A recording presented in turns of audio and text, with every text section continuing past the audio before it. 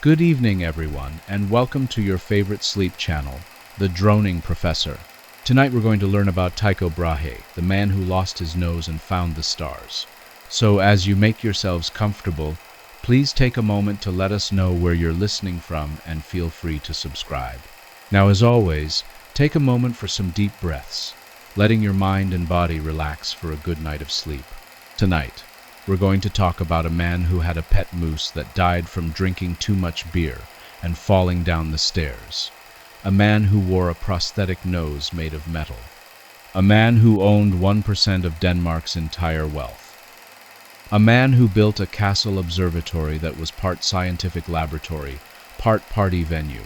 A man who refused to use the toilet during a royal dinner and died because of it, or so the story goes. And yet, despite all of this absolutely ridiculous biographical information, Tycho Brahe was also one of the most important astronomers in human history. He didn't just observe the heavens, he revolutionized how we observe them. He didn't just collect data, he collected the most accurate astronomical data that had ever existed before the telescope. And he didn't just challenge the old ways of thinking. He built an entirely new foundation for astronomy that would allow someone we'll talk about later, to finally crack the code of how planets actually move. So buckle up, because we're about to spend the next hour and a half talking about a 16th century Danish nobleman who somehow managed to be both utterly bizarre and absolutely brilliant. Chapter 1. The Accidental Astronomer. Tycho Brahe was born on December 14th, 1546, at Knudstrup Castle in what was then Denmark, but is now Sweden. The borders were different back then, which honestly seems appropriate for a man whose entire life would be about challenging boundaries. Now, Tycho wasn't supposed to become an astronomer. He was born into one of Denmark's most powerful noble families. His father, Atte Brahe, was a royal counselor and governor. His mother, Bite Biel, came from equally impressive aristocratic stock. The plan was simple. Tycho would grow up, study law, become a statesman, manage estates, marry well, produce heirs, and generally do what wealthy Danish noblemen were expected to do in the 16th century. But then something strange happened. Actually, let me rephrase that. The first strange thing happened, and it happened before Tycho was even old enough to remember it. Tycho had an uncle named Jürgen Brahe who was childless, and apparently before Tycho was even born, Atte and Jürgen had made some kind of agreement that if Atte had multiple sons, Jürgen could adopt one of them. Now, when Tycho was born, he was an only child, so Atte was understandably reluctant to hand over his only son. But then Atte's wife had another son, and Jürgen decided it was time to collect on that promise. Except Atte still said no. So Jürgen just kidnapped Tycho. I'm not making this up. Jürgen Brahe literally abducted his nephew when Tycho was about 2 years old. And here's the kicker, it worked. Atte was furious at first, but eventually everyone just sort of accepted the situation. Jürgen raised Tycho as his own son. Tycho inherited Jürgen's wealth, and this whole kidnapping incident became a weird footnote in Danish noble family history. This is important because Jürgen Brahe was different from Atte.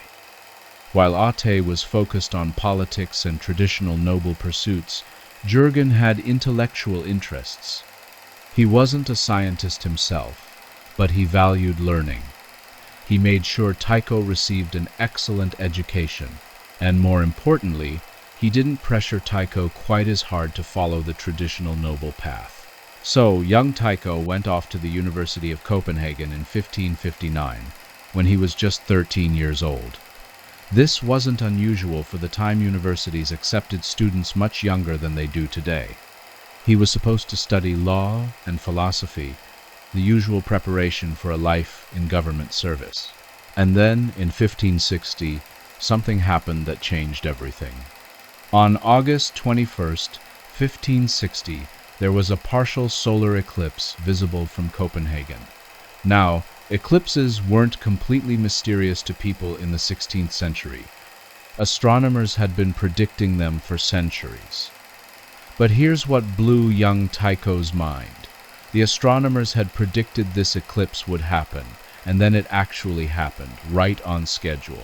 Think about how magical that must have seemed to a 14-year-old boy.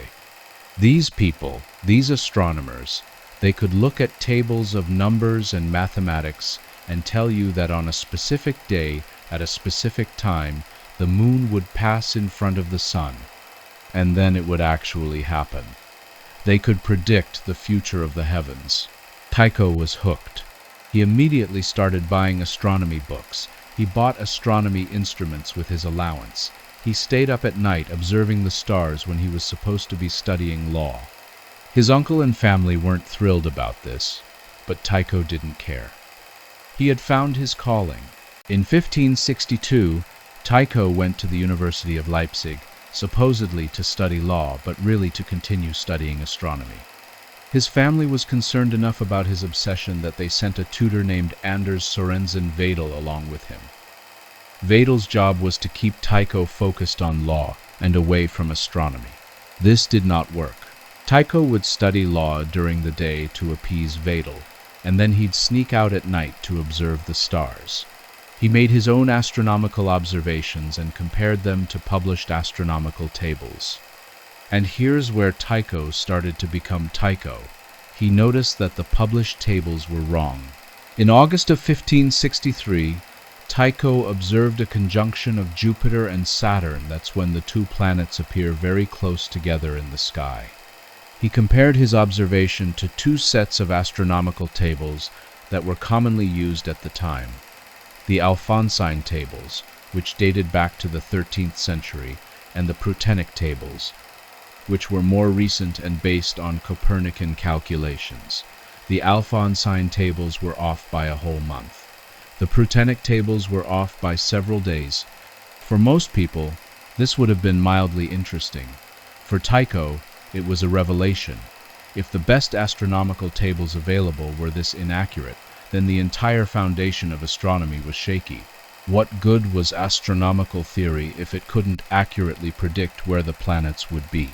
Right then and there, at age 17, Tycho Brahe decided what his life's work would be. He wouldn't just theorize about the heavens, he would measure them. He would observe them with unprecedented accuracy. He would collect data so precise that no one could dispute it. And then, maybe, someone could use that data to figure out how the heavens actually worked. This was revolutionary thinking. In the 16th century, astronomy was largely theoretical and mathematical. Observations were important, sure, but they were often treated as secondary to philosophical reasoning. Tycho flipped this on its head. For him, observation was everything. Of course, he was still just a teenager with a dream. He had no observatory, limited instruments, and a family that wanted him to be a lawyer. But Tycho Brahe was nothing if not determined. And stubborn. Incredibly stubborn. We'll come back to his astronomical work. But first, we need to talk about the nose. Chapter 2. The Duel and the Nose. It's December 29th, 1566. Tycho Brahe is 20 years old. He's at a Christmas party in Rostock, Germany, where he's been studying. There's another Danish student there named Manderup Parsberg. Both young men have been drinking, and they start arguing about who's the better mathematician. Now, in a more civilized time and place, this argument might have been settled with a friendly wager, or maybe a math competition. But this is the 16th century, and these are two young nobles with too much pride and too much alcohol in their systems. So, naturally, they decide to have a sword duel. It's dark. It's 7 in the evening on December 29th. They're dueling with rapiers. And at some point during this ridiculous fight about mathematics, Manderup Parsberg's blade catches Tycho right across the face and slices off a chunk of his nose. Historical accounts differ on exactly how much of his nose was lost.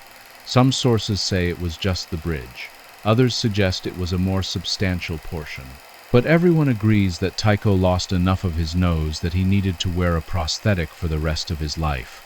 And here's where the story gets both sad and fascinating. Tycho had a prosthetic nose made. For formal occasions, he wore one made of gold and silver alloy. For everyday wear, he had one made of brass or copper. He carried a little box of glue with him to keep the nose attached to his face. Can you imagine? One of the greatest astronomers in history, spending the rest of his life gluing a metal nose to his face every morning. There's a somewhat gruesome epilogue to this story. In 2010, Danish and Czech researchers exhumed Tycho's body from his tomb in Prague. Among other things, they wanted to determine what his prosthetic nose was actually made of.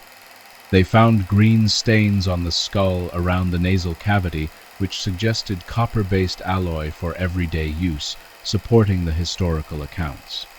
They didn't find evidence of gold or silver, but that could be because he was buried with his brass nose, rather than the fancy one.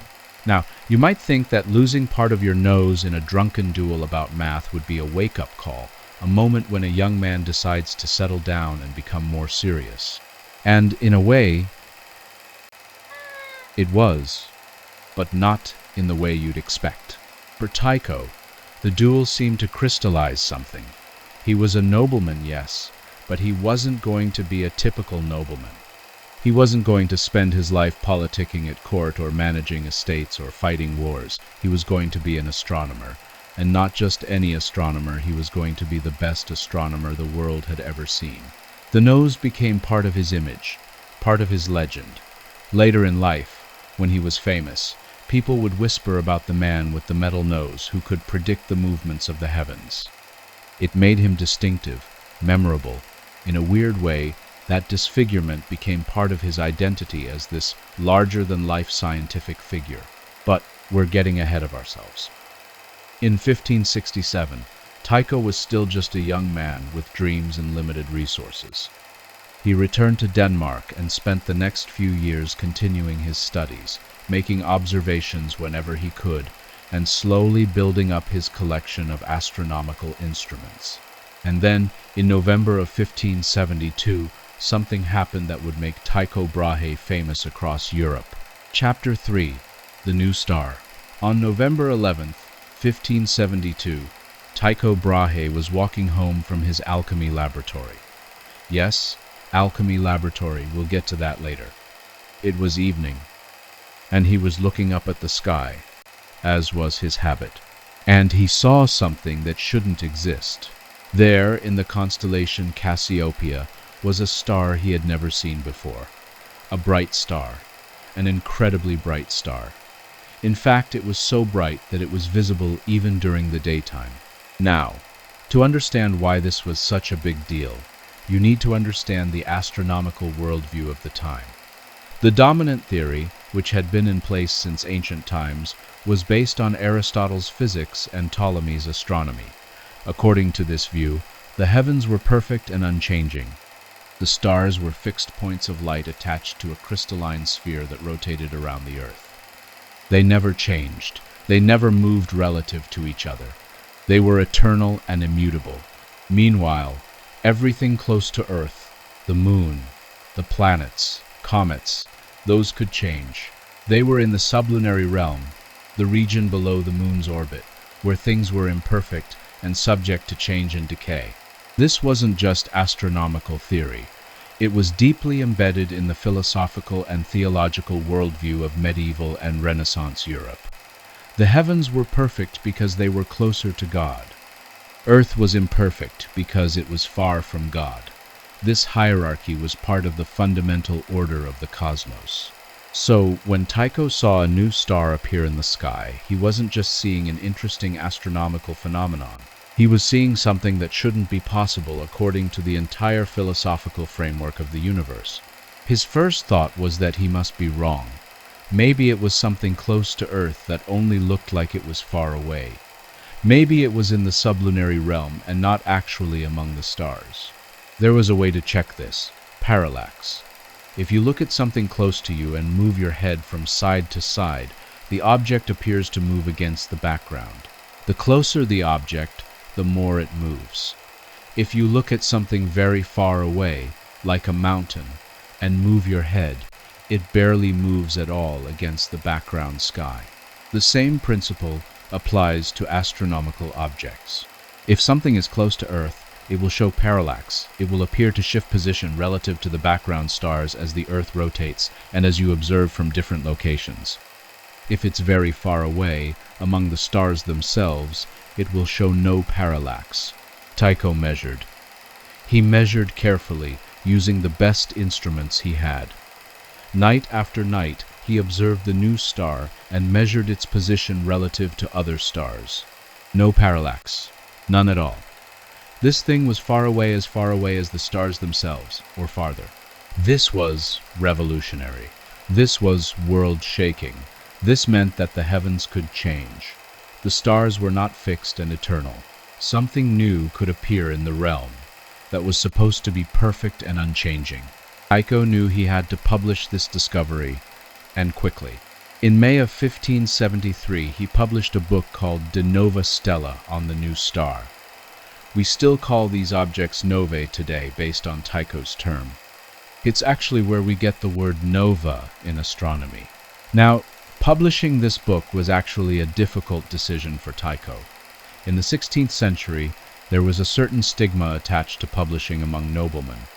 Writing was fine, but printing your work and distributing it to the masses was seen as beneath the dignity of the aristocracy.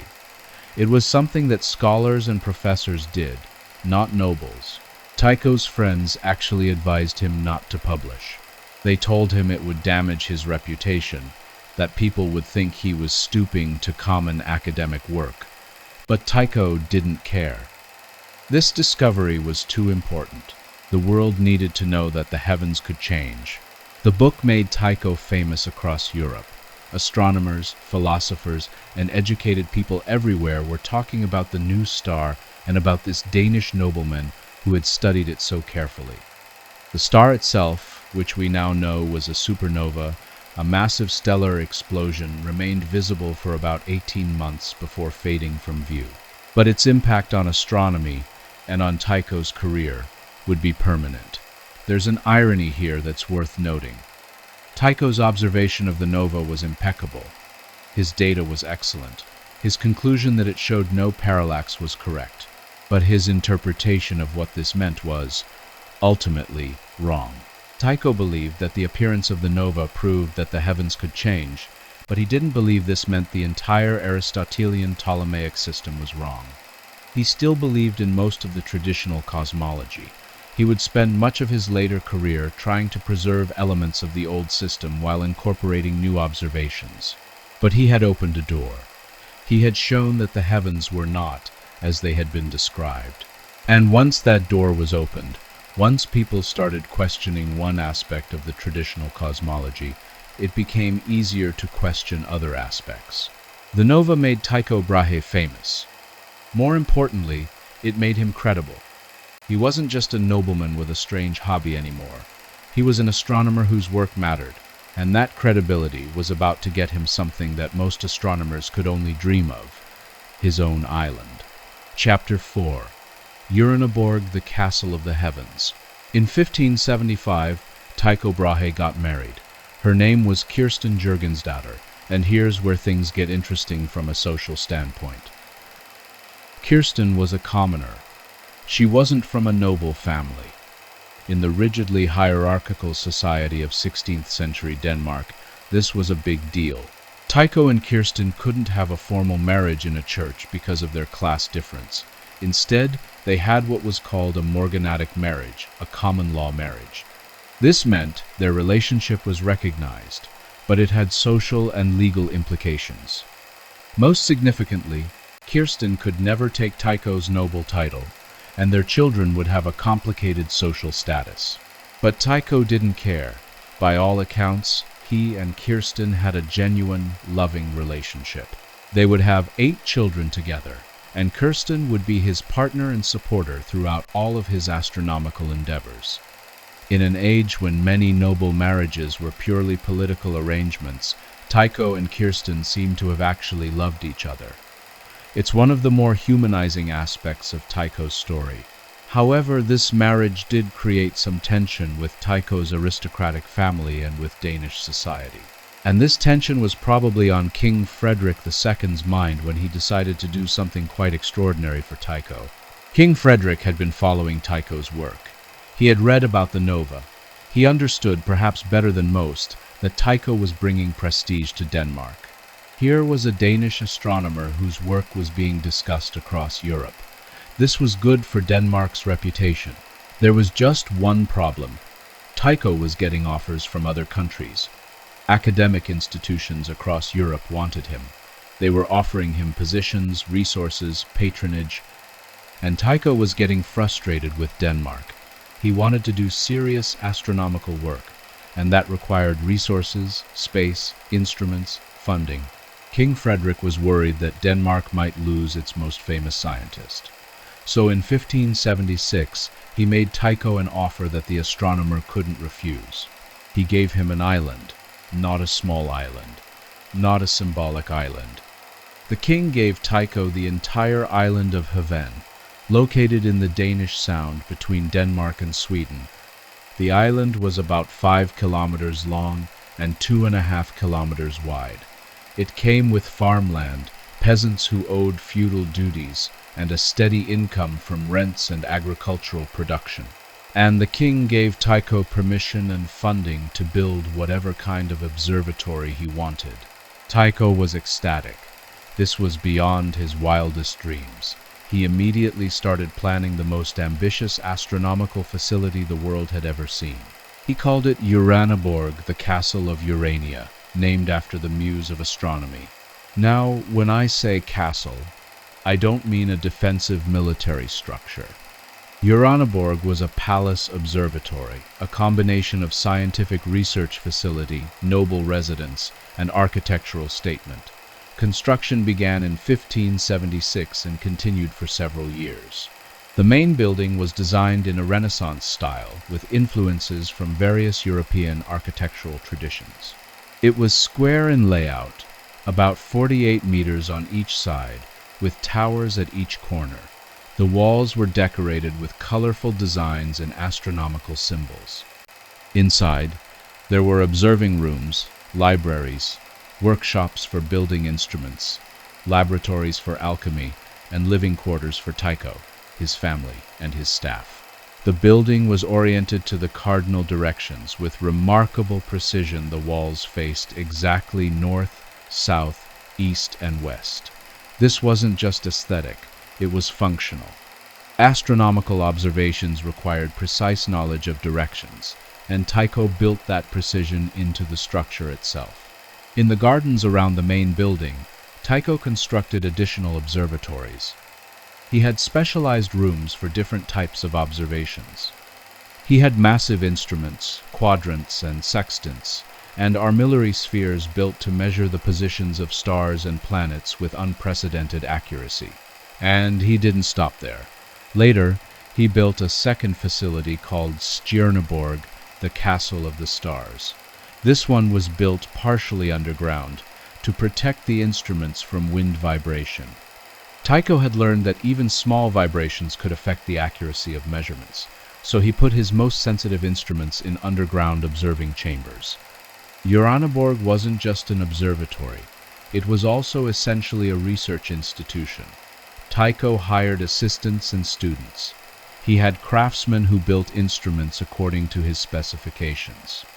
He had a printing press on site so he could publish his findings. He had one of the best astronomical libraries in Europe. He even had a paper mill so he could produce his own paper for books and observations. At its peak, Uraniborg employed about 50 people.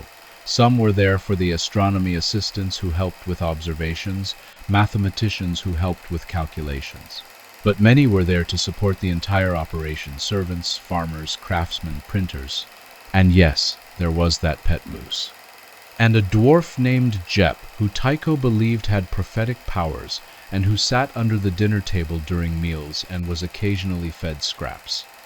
And elaborate banquets where Tycho entertained visiting nobles and scholars with both scientific demonstrations and social spectacle.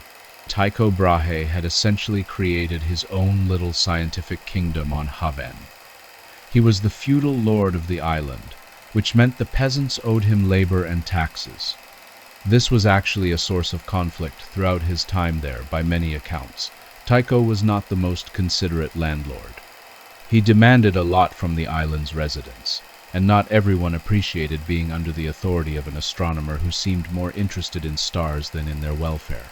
But from a scientific standpoint, Uraniborg was revolutionary. Never before had an astronomer had access to resources like this. Never before had someone been able to dedicate themselves full-time to astronomical observation with state-of-the-art equipment and a team of assistants. And Tycho used these resources brilliantly. Every clear night, weather permitting, he and his assistants would observe. They measured the positions of stars. They tracked the planets. They recorded everything in meticulous detail. Tycho's instruments were enormous and magnificent. He had a huge mural quadrant, a quarter-circle instrument for measuring the altitude of celestial objects that was built into the wall of one of his observing rooms. It was beautifully decorated with paintings, including a portrait of Tycho himself seated at the instrument. The quadrant had a radius of about 1.5 meters, making it possible to read angles with unprecedented precision. He had armillary spheres, sextants, and various other instruments, all built to his exacting specifications. Tycho understood that accuracy depended on the quality of the instruments. He couldn't make them bigger beyond a certain point. There's only so large you can build a wooden and metal instrument before it starts to sag under its own weight. So he focused on precision construction, careful calibration, and proper observing techniques. And here's the crucial thing. Tycho didn't just observe randomly. He had a systematic program. He was creating a comprehensive catalog of star positions. He was tracking planets continuously to record their movements over time. He was building a database of astronomical observations that was unprecedented in its accuracy and completeness. Between 1576 and 1597, Tycho Brahe turned heaven into the astronomical center of Europe. Scholars came from across the continent to visit Uraniborg, to see his instruments, to observe with him. Kings and nobles visited. Tycho was at the center of an international network of astronomers and scholars. For 20 years, life was good for Tycho Brahe. He had everything an astronomer could want: resources, prestige, freedom to pursue his work, and a loving family. He was producing groundbreaking observations and beginning to develop his own model of the cosmos. But nothing lasts forever. In 1588, King Frederick II died. His son, Christian IV, was just 11 years old at the time. During Christian's minority, Denmark was ruled by regents, and when Christian came of age and took the throne, he had a very different attitude toward Tycho Brahe than his father had. The good times on heaven were about to come to an end. Chapter 5. The Great Comet and the Tychonic System. Before we get to Tycho's fall from grace in Denmark, we need to talk about what might be his greatest observational achievement, the comet of 1577. On November 13th, 1577, just as Tycho was settling into his new observatory at Uraniborg, a comet appeared in the sky. It was bright, easily visible to the naked eye, and it would remain visible for about 2 months. Now, comets were seen very differently in the 16th century than they are today. According to Aristotelian philosophy, comets were atmospheric phenomena. They were disturbances in the air below the moon's orbit. They were often seen as bad omens, signs of coming disasters or changes in political power. People feared comets, but Tycho looked at the comet of 1577 and saw an opportunity. He could do what he had done with the nova, measure its position precisely and determine whether it showed parallax. So that's exactly what he did. Night after night, as the comet moved through the sky, Tycho measured its position relative to the background stars. He used multiple instruments to ensure accuracy. He had assistants make independent observations. He did everything he could to get the most reliable measurements possible. And just like with the nova, he found no parallax, or rather, the parallax was so small that the comet had to be at least several times farther away than the moon. This was even more revolutionary than the nova. At least with the nova, you could argue it was an unusual, one-time event. But comets appeared regularly. People had been seeing comets for all of recorded history. And if comets were beyond the moon, if they were moving through the realm that was supposed to be perfect and unchanging, then that entire realm couldn't actually be perfect or unchanging. More than that, comets moved through the sky in curved paths. If they were beyond the moon, they had to be moving through the space where the crystalline spheres were supposed to be those invisible spheres that were thought to carry the planets in their orbits. But if comets were moving through that space, then the crystalline spheres couldn't be solid. They might not even exist. Tycho's observations of the comet of 1577 struck at the very heart of Aristotelian cosmology. The heavens were not immutable. They were not arranged in solid, crystalline spheres. They were more dynamic, more complex, more mysterious than anyone had thought. Tycho published his findings in a book called De Mundi Aetheriae Recentribus Phenomenis, on recent phenomena in the ethereal world, which came out in 1588. It was a massive work, over 300 pages, packed with detailed observations and mathematical analysis. But Tycho didn't just present observations in this book. He also presented his own model of the cosmos, the Tychonic system. See, while Tycho was revolutionary in his observations, he was conservative in his overall cosmology. The big debate of the 16th century was between the traditional geocentric system where Earth sits stationary at the center and everything revolves around it, and the new heliocentric system proposed by Nicolaus Copernicus, where the Sun sits at the center and the Earth and other planets revolve around it. Copernicus had published his heliocentric theory in 1543, the year he died. His book, De Revolutionibus Orbium Coelestium, on the revolutions of the heavenly spheres, had gradually gained attention among astronomers, though it remained controversial. Tycho had studied Copernicus's work carefully. He recognized that Copernicus's system had some mathematical advantages. It explained certain things more elegantly than the old Ptolemaic system. But Tycho couldn't accept the idea that the Earth moved. His objections were both physical and scriptural. On the physical side, he argued that if the Earth were spinning on its axis and orbiting the Sun, we should feel it. A cannonball fired straight up should land somewhere to the west because the Earth would have moved underneath it while it was in the air. Birds flying through the air should be left behind as the Earth rushed beneath them. The fact that we don't observe these effects, Tycho argued, meant the Earth must be stationary. These arguments sound silly to us now because we understand inertia objects moving with the Earth keep moving with it. But remember, the concept of inertia hadn't been clearly formulated yet. Tycho was working with the physics he had available, and by that physics, his arguments made sense. On the scriptural side, there were passages in the Bible that seemed to describe the Earth as immobile and the Sun as moving. In an age when religious authority was taken very seriously, this was a real concern for astronomers. So Tycho tried to split the difference. He created a hybrid system, the Tychonic system, where Earth remained at the center. The Moon and Sun orbited the Earth, but all the other planets orbited the Sunday. So you had a geocentric system in the sense that Earth was stationary at the center, but you also had a kind of mini heliocentric system with the planets orbiting the Sunday.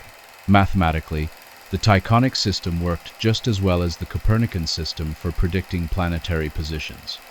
In fact, they're geometrically equivalent. You get the same relative positions of celestial bodies in both systems. The only difference is what you consider stationary. For several decades, the Tychonic system was actually quite popular among astronomers. It allowed them to use the mathematical advantages of Copernicus's work while maintaining a stationary Earth. It was a compromise that let people be astronomically sophisticated while remaining theologically conservative. Of course, we now know that Copernicus was essentially right, or at least closer to right than Tycho. The Earth does move. We do orbit the Sunday. Tycho's objections were based on a misunderstanding of physics. But here's the thing. Tycho being wrong about the Earth's motion doesn't diminish his contributions to astronomy. His observations were excellent regardless of how he interpreted them. The data he collected would prove crucial to figuring out how the solar system actually works. And his insistence on careful, systematic observation helped transform astronomy from a largely theoretical discipline into an observational science. Sometimes, the greatest contribution you can make is to ask the right questions and collect the right data, even if you don't arrive at the right answers yourself. Chapter 6. The Fall from Heaven. As we entered the 1590s, Tycho Brahe was at the peak of his career but the beginning of his troubles. He had been living on heaven for nearly 20 years. He had built Uraniborg and Stjärneborg. He had made countless observations. He had published important works. He was famous across Europe, but problems were brewing. First, there were the tensions with the residents of Heaven. Tycho was their feudal lord, and by most accounts, he wasn't a particularly gentle one. He demanded labor services from the peasants for construction and maintenance of his facilities. He collected taxes. He expected deference and obedience. Some of the island's residents felt he was abusing his authority. Complaints started reaching the Danish court. Tycho, people said, was acting more like a tyrant than a nobleman. He was extracting too much from the people of heaven. He was living extravagantly while demanding that his tenants live frugally. Were these complaints fair? It's hard to say from our historical vantage point. Feudal relationships were inherently exploitative by modern standards, but even by 16th century standards, there were expectations of how lords should treat their people. Tycho may have crossed lines. Second, there were financial issues. Running Uraniborg was expensive. Tycho was receiving substantial funding from the crown. At one point, he was receiving about 1% of Denmark's entire national revenue. That's an enormous amount of money for a single scientific project. Some people at court started asking whether this was money well spent. What was Denmark getting in return for this huge investment? Astronomical observations? Prestige?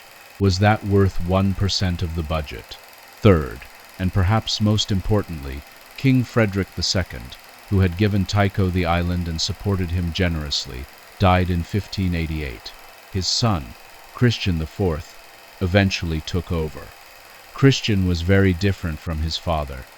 He was more fiscally conservative, more interested in concrete, practical results, and less impressed by pure scientific prestige.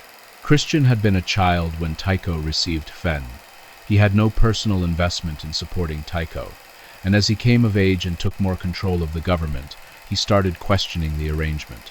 In 1597, after various disputes and with royal support clearly waning, Tycho made a decision. Rather than be gradually stripped of his support and possibly humiliated, he would leave Denmark. He would take his instruments, his data, and his reputation, and he would find a new patron. He packed up his portable instruments, his observation logs, his manuscripts. He said goodbye to Uraniborg, the castle of the heavens that he had spent 20 years building. And in April of 1597, Tycho Brahe left heaven forever. He was 50 years old. He had his wife, his children, his assistants, and his dreams, but he was essentially starting over. Imagine what this must have felt like. For 2 decades, Uraniborg had been his entire world. He had poured his energy, his creativity, his ambition into building this scientific paradise. He had entertained kings and scholars there. He had made some of the most important astronomical observations in history there. And now he was leaving it behind, uncertain of where he would end up or whether he would ever have resources like that again. Tycho spent about 2 years wandering. He stayed briefly in Copenhagen, then moved to a castle in Wandsbek near Hamburg, then traveled through Germany. He was looking for a new patron, someone who would appreciate his work and give him the resources to continue. During this uncertain period, Tycho must have felt deeply anxious. He was getting older. His observational data was incredibly valuable, but he hadn't fully analyzed it yet. He needed time, resources, and assistance to turn his raw observations into meaningful astronomical results. He needed to secure his legacy. And then, in 1599, he received an invitation that would solve his problems at least temporarily. Rudolf II, the Holy Roman Emperor, wanted Tycho to come to Prague. Chapter 7. Prague and the Meeting with Kepler. Prague in 1599 was an interesting city. It was the capital of the Holy Roman Empire under Emperor Rudolf II, and Rudolf was an unusual emperor. He was deeply interested in science, alchemy, astrology, art, and all sorts of esoteric knowledge. He collected strange and exotic objects. He patronized artists and scholars. Some historians have suggested he may have suffered from depression and became increasingly withdrawn from the practical business of governing, preferring instead to surround himself with his collections and his court of intellectuals. For Tycho, Rudolf seemed like an ideal patron. Here was a powerful ruler with vast resources who actually cared about astronomy. Tycho accepted the invitation and arrived in Prague in June of 1599. Rudolf gave Tycho a position as imperial mathematician. He provided him with a generous salary and promised him support for continuing his astronomical work.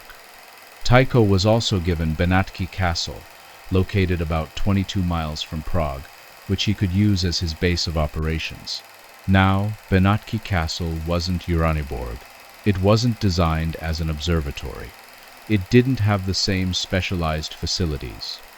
But Tycho set to work adapting it for astronomical observations and beginning to rebuild his research program. And this is where one of the most important collaborations in the history of science began. In February of 1600, a 28-year-old German mathematician named Johannes Kepler arrived in Prague and met Tycho Brahe for the first time. Kepler had been working as a mathematics teacher and provincial mathematician in Graz, Austria. But he was a Protestant, and religious tensions were rising. Catholic authorities were cracking down on Protestant teachers.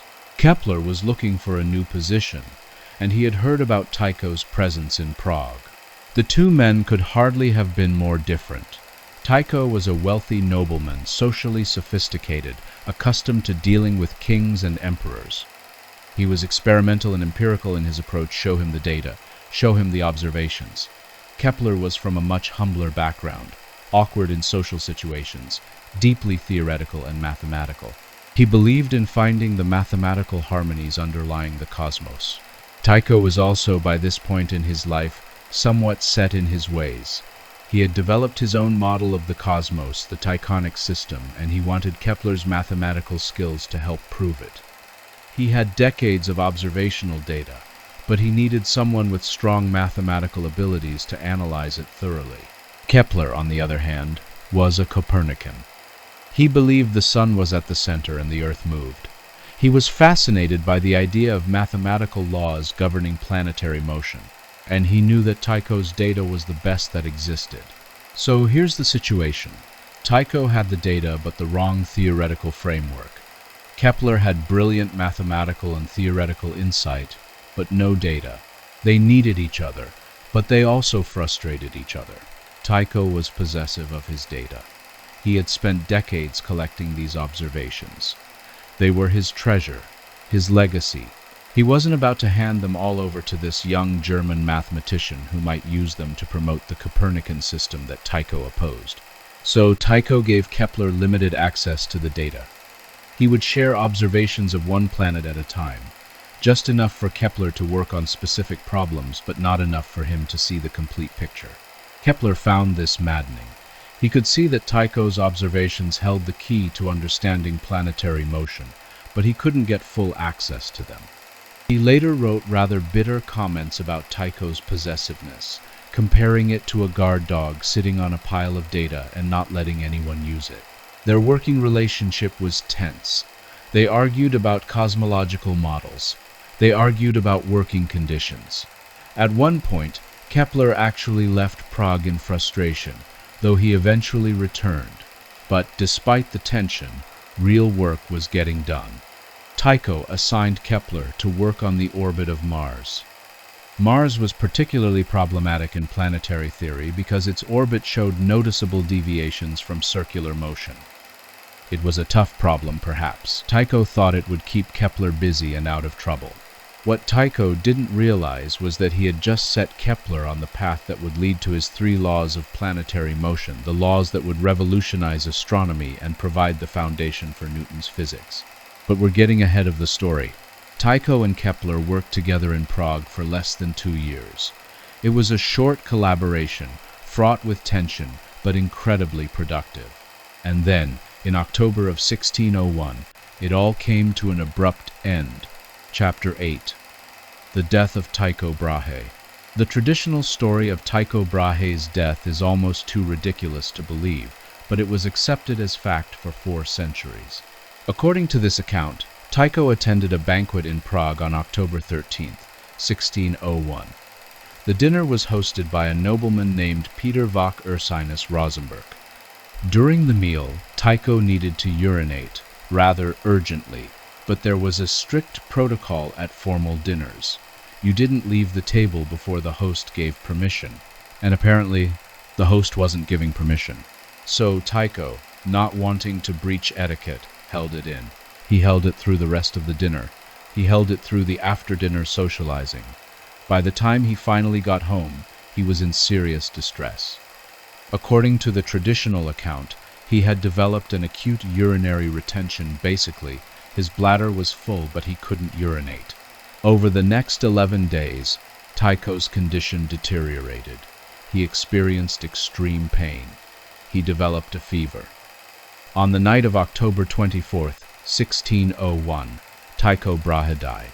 According to Kepler, who was at Tycho's bedside during his final days, Tycho's last words were, "Ne frusta vixis evidir," let me not seem to have lived in vain. That's the story that everyone believed for centuries. Tycho Brahe, one of the greatest astronomers in history, died because he was too polite to excuse himself from a dinner party. It's tragic and absurd in equal measure. But in recent decades, historians and scientists have questioned this account. It's possible, they argue, but it seems medically dubious. Can you really die from holding your urine for a few hours? In 1996, a more sinister theory emerged. Some researchers suggested that Tycho might have been murdered, specifically that he might have been poisoned with mercury. Mercury poisoning was a known method of assassination in Renaissance Europe. It could be slipped into food or drink. The symptoms included fever, pain, and organ failure. And Tycho, as an alchemist, worked with mercury regularly, so finding mercury in his system wouldn't necessarily seem suspicious. Some historians even suggested a suspect, Johannes Kepler. The theory went that Kepler murdered Tycho to get access to his astronomical data. Kepler had motive. He desperately wanted that data. He had opportunity. He was in Prague and had access to Tycho. And after Tycho's death, Kepler did indeed get his hands on the observational records. It's a compelling murder mystery theory, perhaps too compelling. It became somewhat sensationalized in popular accounts. Then came the forensic examinations. Remember I mentioned earlier that Tycho's body was exhumed in 2010? Well, that wasn't the first exhumation. His body had also been examined in 1901 and again in 2004. The 2004 examination found elevated levels of mercury in Tycho's hair and beard. This seemed to support the poisoning theory, but the 2010 examination provided more detailed analysis and came to a different conclusion. Yes, there was mercury in Tycho's system, but not at levels consistent with acute mercury poisoning. Remember, Tycho was an alchemist who worked with mercury regularly. He would have had chronic, low-level mercury exposure from his work. The amount found in his remains was consistent with this occupational exposure, not with a lethal dose administered shortly before death. The 2010 examination also found evidence of a prosthetic nose, those green copper stains I mentioned earlier, and no evidence of intentional poisoning. So, what did kill Tycho? The current medical consensus is that the traditional story might actually be closest to the truth, with some modifications. Tycho likely did develop acute urinary retention, though probably not just from holding his urine at one dinner. He may have had an underlying condition, perhaps an enlarged prostate, a kidney stone, or a urinary tract infection that was exacerbated by the bladder distension at the banquet. Whatever the underlying cause, he developed a condition called uremia, when the kidneys can't properly filter waste from the blood. This would explain the fever, pain, and eventual organ failure that led to his death. So Tycho probably did die from something related to urinary problems, just not quite as simply as the traditional story suggests. And Kepler almost certainly didn't murder him. Tycho Brahe died on October 24th, 1601. He was 54 years old. He was buried with honors in Prague's Church of Our Lady before Tin, where his tomb can still be visited today. His last words, if Kepler recorded them accurately, were fitting. "Let me not seem to have lived in vain." He was worried about his legacy, about whether his life's work would matter. He needn't have worried. Chapter 9. The Legacy, Kepler's Laws, and Newton's Universe. After Tycho's death, there was a scramble for his observational data. His family wanted to keep control of it. After all, it was valuable, and they might be able to sell it or use it to secure patronage.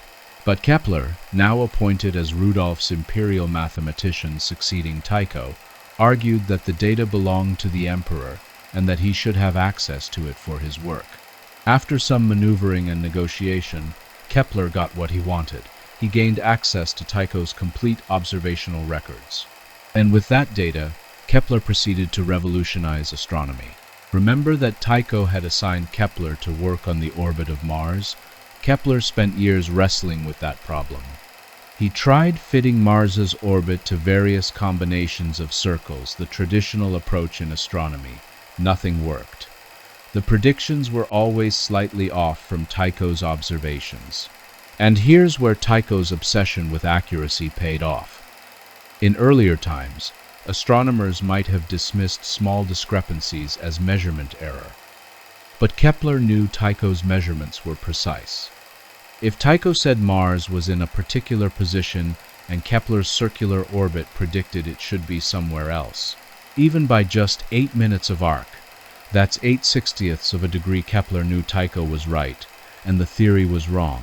Those 8 minutes of arc, as Kepler later wrote, would lead to a complete reformation of astronomy. After trying circle after circle, Kepler finally did something radical. He abandoned circles entirely. What if, he thought, planetary orbits weren't circular? What if they were elliptical? An ellipse is like a stretched-out circle. It has 2 focal points instead of 1 center point. And when Kepler calculated Mars's orbit as an ellipse with the Sun at one focus, suddenly everything worked. The predictions matched Tycho's observations perfectly.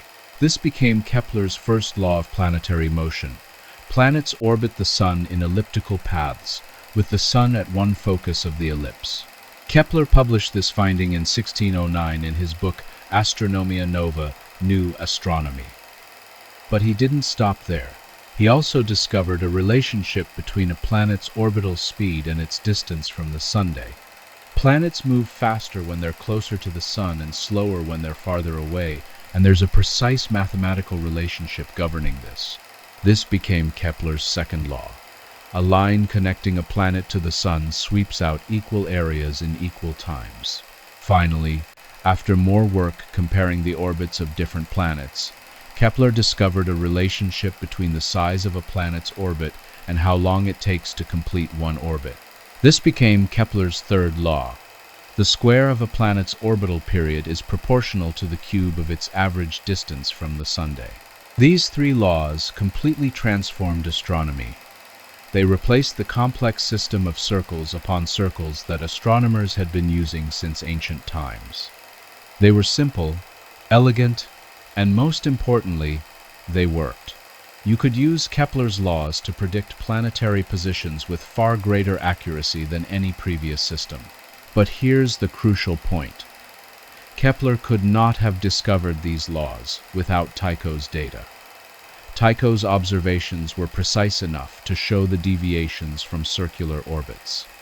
They covered enough time to reveal the patterns. They were systematic and comprehensive enough to allow meaningful comparisons between different planets. Tycho spent 20 years on Heaven collecting data. He didn't know what that data would ultimately reveal. He didn't discover the laws of planetary motion himself. But his careful, systematic observations made someone else's discovery possible. And it didn't stop with Kepler. 7 decades after Tycho's death, Isaac Newton published his Principia Mathematica in 1687. In it, Newton presented his laws of motion and universal gravitation, the mathematical framework that explained not just planetary orbits but all motion in the universe. Newton could show that Kepler's laws of planetary motion followed naturally from his law of universal gravitation. Every object attracts every other object with a force proportional to their masses and inversely proportional to the square of the distance between them. From that simple principle, you could derive elliptical orbits. You could derive everything. But Newton's work built on Kepler's work, and Kepler's work built on Tycho's observations. There's a direct line from Tycho's careful measurements in Uraniborg to Newton's mathematical description of the universe. Tycho never knew that his data would lead to this. He never knew that his insistence on accurate observation would help unlock the mathematical laws governing the cosmos. He died thinking the Earth was stationary at the center, not knowing that his observations would help prove otherwise. But he did know that accurate data mattered. He knew that if you wanted to understand the heavens, you had to observe them carefully and systematically. He knew that armchair theorizing wasn't enough, you had to go out and measure the universe. In this sense, Tycho Brahe helped create modern science, not by discovering laws or theories, but by demonstrating that empirical observation and precise measurement were the foundation on which all theories must be built. Chapter 10. The Man Behind the Metal Nose. We've talked a lot about Tycho, the astronomer, but what about Tycho, the person? What was he actually like? By all accounts, Tycho was a complicated character. He was brilliant, ambitious, hardworking, and absolutely dedicated to his astronomical work. He was also arrogant, temperamental, difficult to work with, and sometimes cruel. He loved luxury and spectacle. His banquets at Uraniborg were legendary, elaborate affairs with multiple courses, fine wines, intellectual conversation, and astronomical demonstrations. He enjoyed showing off his instruments and impressing visitors with his knowledge. He was deeply devoted to his family. His marriage to Kirsten, despite being morganatic and socially problematic, seems to have been genuinely loving. They had 8 children together, and several of them assisted with astronomical observations. Kirsten managed the household at Uraniborg and presumably put up with all the chaos of running what was essentially a scientific research institution. Tycho was also interested in alchemy, which might seem strange to us but was quite normal for the time. Many natural philosophers pursued both astronomy and alchemy. Both were attempts to understand the fundamental principles governing nature. Tycho had an alchemy laboratory at Uraniborg, and he worked on producing various substances and medicines. He was a nobleman who took his social status seriously, which sometimes created conflicts with his scientific persona. He demanded respect and deference. When he felt slighted or disrespected, he could be vindictive. His treatment of the peasants on Heaven suggests someone who felt entitled to their labor and wasn't particularly concerned with their welfare. At the same time, Tycho was capable of great generosity to those he liked or respected. He supported assistants and students. He shared his knowledge freely with visiting scholars. He maintained an extensive correspondence with astronomers across Europe. The story of the pet moose deserves a bit more detail because it's just so perfectly Tycho. According to accounts, Tycho had a tame elk or moose. The sources aren't entirely clear on the species that he kept at Uraniborg. He apparently thought it was amusing to have this large animal as a pet. One night, Tycho sent the moose to attend a party at a nearby noble's house. The moose drank a lot of beer at this party, became intoxicated, attempted to climb stairs, fell down, broke its leg, and died. This story has never been definitively proven, but it appears in multiple historical sources and is certainly consistent with Tycho's personality. Who else would have a pet moose? Who else would send their pet moose to a party? It's absurd and somehow perfect. Then there was Jep, the dwarf who was part of Tycho's household. According to accounts, Tycho believed Jep had prophetic abilities and would consult him on important decisions. Jep would sit under the dinner table during meals, and Tycho would occasionally toss him food. To modern ears, this sounds cruel, treating a person like a pet. But in the context of 16th century court culture, dwarfs often held positions in noble households, and some wielded considerable informal influence. Whether Jep actually had any special abilities, or whether Tycho genuinely believed he did, we can't know for certain. Tycho's prosthetic nose became a defining part of his image. He was self-conscious about it. He had multiple noses made, including the fancy gold and silver one for special occasions. But he also didn't let the disfigurement stop him from living fully.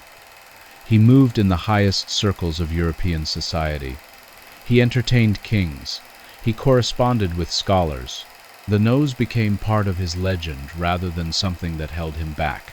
One fascinating aspect of Tycho's personality was his ability to inspire loyalty in some people while infuriating others. Several of his assistants stayed with him for years, even following him from Denmark to Prague. They clearly believed in his work and wanted to be part of it. On the other hand, he had bitter disputes with other astronomers, with the residents of heaven, and eventually with Danish authorities. Kepler's relationship with Tycho captures this duality perfectly. Kepler found Tycho difficult, possessive, and frustrating. He wrote complaints about him, but he also clearly respected Tycho's observational skills and recognized the value of his data. After Tycho's death, Kepler worked tirelessly to analyze and publish Tycho's observations, ensuring that his work would have lasting impact. Tycho was also remarkably productive as a writer and publisher. He published multiple books during his lifetime, produced star catalogs, and carried on an extensive correspondence. He had a printing press at Uraniborg, which gave him control over the publication of his work. This was somewhat unusual for the time, and shows both his wealth and his desire to control how his work was presented to the world. In many ways, Tycho Brahe was a transitional figure. He was a nobleman at a time when science was beginning to professionalize. He was an observer who made revolutionary discoveries but clung to old cosmological ideas. He was meticulous in his measurements, but sometimes credulous in his beliefs about alchemy and prophecy. He lived one foot in the medieval world and one in the emerging modern world. If we met him today, we'd probably find him exasperating. He'd be that colleague who's brilliant but difficult, who does amazing work but makes everyone around him miserable, who demands respect but doesn't always give it. He'd be the kind of person you'd admire but not necessarily like.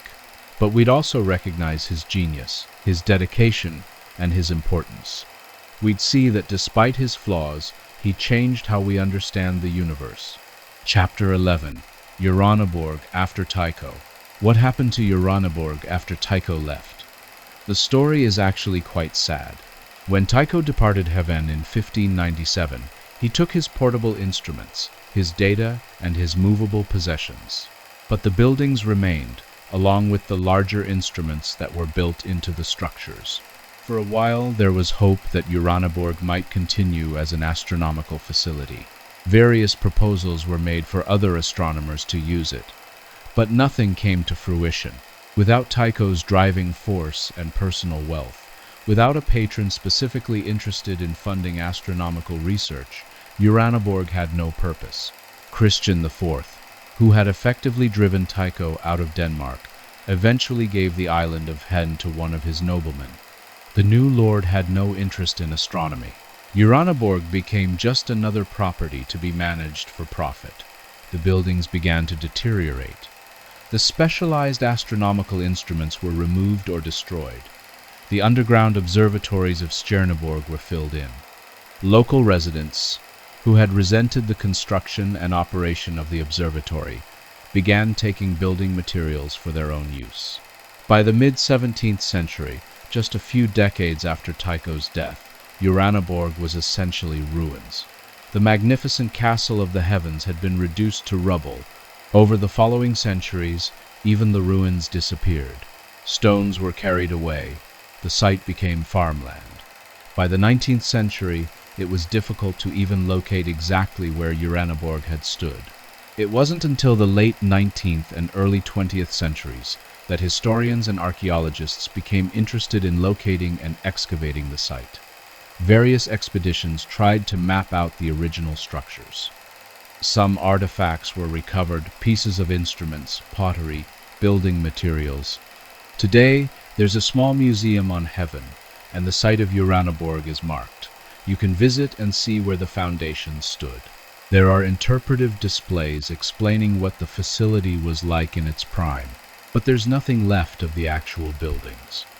The Castle of Urania exists now only in drawings, descriptions, and our imagination. It's a melancholy ending for what was once Europe's premier astronomical facility. But, in a way, it's also appropriate. Uraniborg wasn't meant to be eternal. It was a tool, a means to an end. The real legacy wasn't the buildings themselves, but the observations made there, the data collected, the astronomical work accomplished. Those observations, carefully recorded in Tycho's logs, survived. Kepler used them. Other astronomers referenced them. They were eventually published and became part of the foundation of modern astronomy. Buildings decay, instruments break, but knowledge, once discovered and recorded, can last forever. That's Tycho's real monument, not Uraniborg itself, but what was learned there. Still, it would have been amazing to see Uraniborg in its prime, to stand in those observing rooms, to look through those massive instruments, to imagine Tycho and his assistants working through the night, measuring the heavens with unprecedented precision. To see the decorated rooms, the library, the alchemy laboratory, the printing press. To experience the combination of Renaissance palace and scientific research facility that Tycho had created. We can't do that anymore. But we can still appreciate what Uraniborg represented, a moment when someone dedicated extraordinary resources to the pure pursuit of knowledge, when understanding the stars seemed worth any cost, when a Danish nobleman decided that measuring the heavens was the most important thing he could do with his life. Chapter 12. Tycho's place in scientific history. Where does Tycho Brahe fit in the pantheon of great scientists? It's an interesting question because he doesn't fit the usual categories. He's not known for a law or theory that bears his name, not like Newton's laws or Kepler's laws. The Tychonic system, his model of the cosmos, turned out to be wrong. He didn't make a single dramatic discovery like some scientists do. He didn't invent a revolutionary instrument or technique. What Tycho did was more subtle but equally important. He changed what astronomy was. Before Tycho, astronomy was largely theoretical. It was about geometric models and mathematical calculations. Observations were made, certainly, but they were often imprecise and treated as less important than logical reasoning. The idea was that you could figure out how the heavens worked by thinking about them philosophically, and then you'd make some observations to confirm your reasoning. Tycho flipped this. He made observation primary. He insisted that theories had to match observations, not the other way around. If your theory predicted that Mars should be in one place, and careful observation showed it was somewhere else, then your theory was wrong. End of story. This sounds obvious to us now. Of course, observations should trump theory. That's how science works. But in the 16th century, this wasn't obvious at all. It was a fundamental shift in how people thought about acquiring knowledge about nature. Tycho also established new standards for precision. He didn't just observe casually, he designed instruments specifically to maximize accuracy. He calibrated his instruments carefully. He had multiple observers make independent measurements to check for errors. He kept meticulous records. He understood that in science, the quality of your data determines the quality of your conclusions. Again, this seems obvious now, but someone had to establish these practices, had to demonstrate that this level of care actually mattered. Tycho was one of the key figures in doing that. In some ways, Tycho was the last great naked-eye astronomer. The telescope was invented just a few years after his death. In 1608, Galileo started using it for astronomical observations in 1609. Suddenly, astronomers could see far more than the human eye alone could detect mountains on the moon, moons orbiting Jupiter, countless faint stars. Tycho's instruments and methods became obsolete almost immediately, but the precision he had achieved with the naked eye set a standard. The telescope made new observations possible, but the expectation that observations should be precise and systematic that came from people like Tycho. Tycho also helped establish astronomy as something that required institutional support. Before Edinburgh, astronomy was something individuals did on the side, maybe with a patron's support but without dedicated facilities. Edinburgh showed that serious astronomical research could require significant resources, space, instruments, assistance, long-term funding. This model, the research institution with dedicated facilities and staff, became increasingly important in science. Today, we take it for granted that scientific research happens in universities and research institutes with equipment and funding. But someone had to pioneer that model, and Tycho was one of them. There's also something to be said for Tycho's role as a transitional figure between the old astronomy and the new.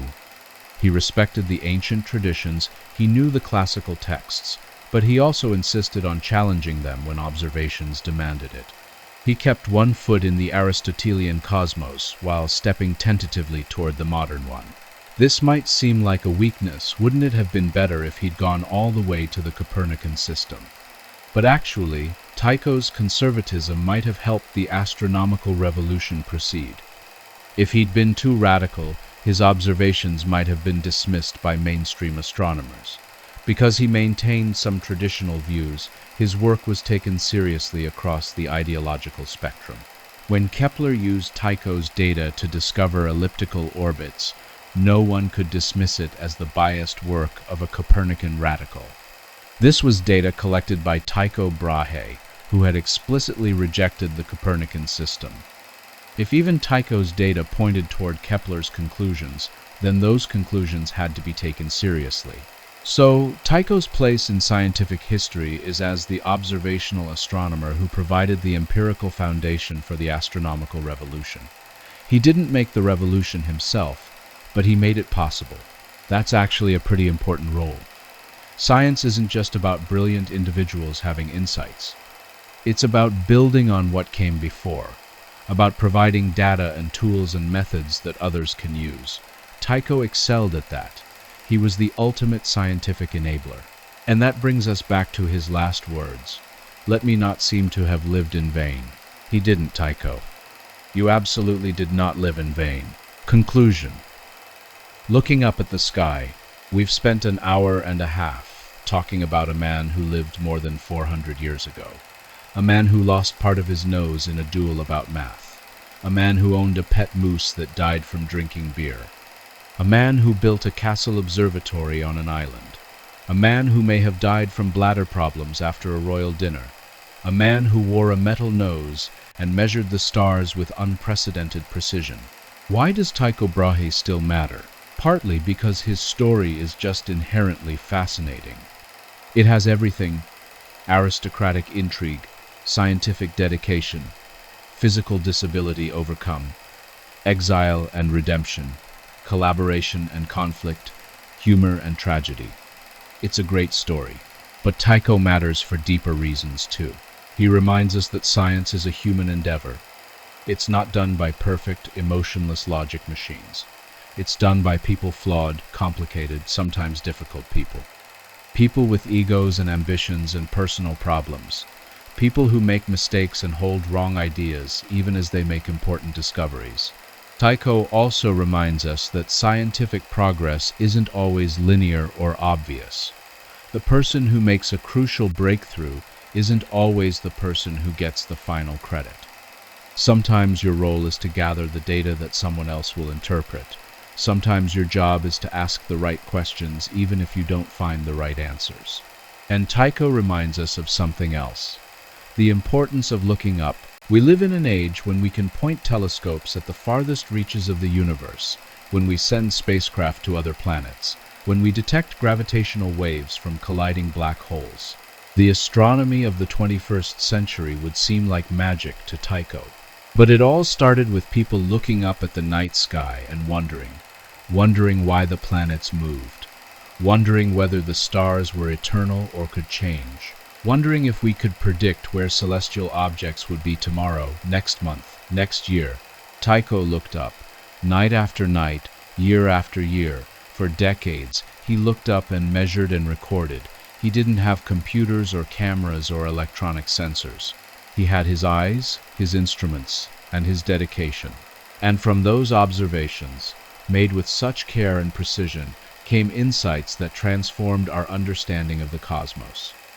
We learned that planets move in ellipses. We learned that gravity governs celestial motion. We learned that the same physical laws apply in the heavens and on Earth. We learned that we live not in a small cosmos with Earth at the center, but in a vast universe, where Earth is one small planet among countless worlds.